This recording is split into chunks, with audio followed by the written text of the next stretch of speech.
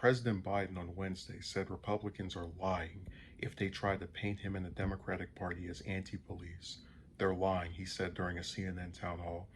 We have to change police conduct. We have to have rules where things are open.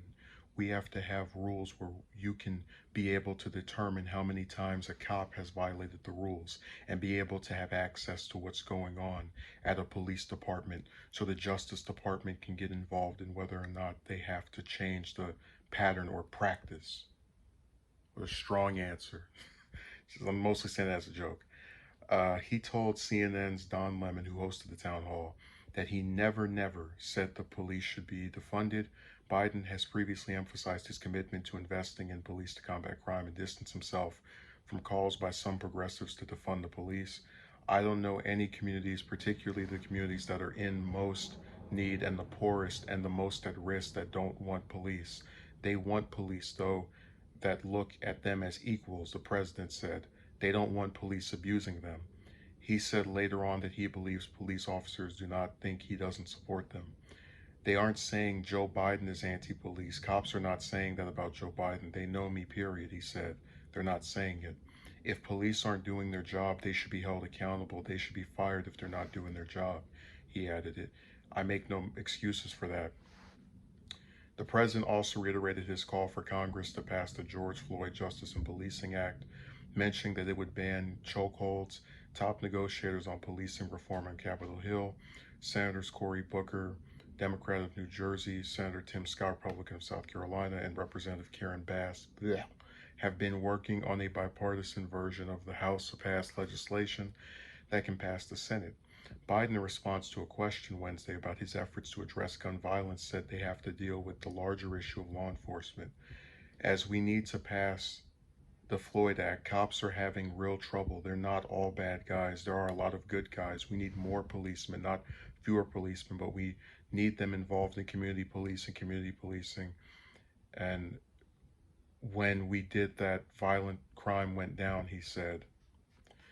So one of the reasons I find politics interesting, and I get kind of like saddened at the fact that more people don't pay attention to it as much as I think I do, is because a lot of times if you follow this stuff long enough, or if you, I guess, try to like know about certain people, um, you can have a position that is, what's the way of saying it, more rooted in things that we know of the past. So for example, um, Biden during the presidential campaign, and not necessarily currently, like, oh, this has been very downplayed in the last couple of months, since he took office, um, was the author of the 94 crime bill, which deployed and trained more police officers, increased prison sentences, as well as led to the construction of more prisons. And this was used during the campaign by a lot of progressives to say that he was too friendly to law enforcement, that he would be like weak on actually reforming any of them. So there's been an ongoing effort by conservatives, and you see this on Fox all the time. I just don't talk about them because I don't watch them very often unless it's on YouTube.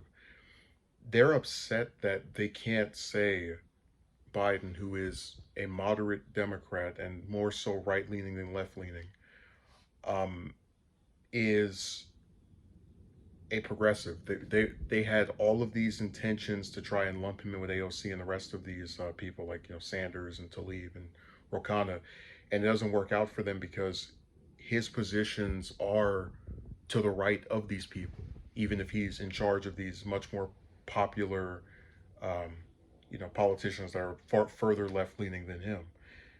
And it's just been hilarious to like know that he authors this bill that is seen as being very friendly to cops and making things worse for in terms of like reforming them.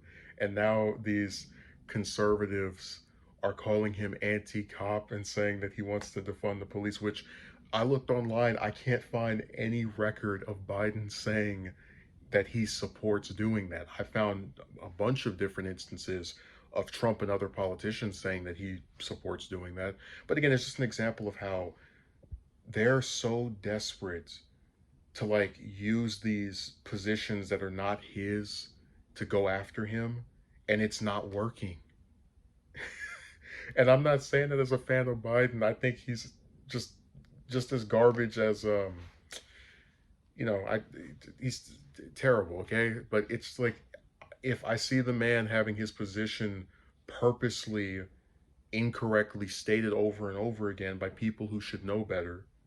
It's not like people are on the computer saying something. I expect politicians to at least be able to remember the key positions of their opponents. I'm going to defend him. I'm going to say, hey, that's incorrect, because it is literal misinformation about his position by people that want to portray him as being some uh, I don't even know what you would call it, anti-cop lawmaker, and he's not. Because even the stuff he's saying, during this town hall is very light. Oh, hold officers accountable. Like nebulous stuff, and that's one of the reasons I don't like him. He doesn't give specifics of what he would want to do. Um, like at least with the Floyd bill, I can look at that and say, okay, well, at least chokehold banning, that's something specific they want to do.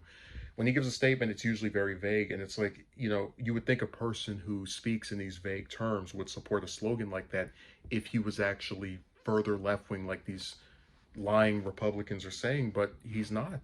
So I just wish politicians would just at least state each other's position correctly. Like, lie about everything else. Say the other person is a werewolf, whatever, but at least tell the truth about what this man supports. Because they end up making me have to, like, be kind of in this weird pseudo role of defending him, and I hate it.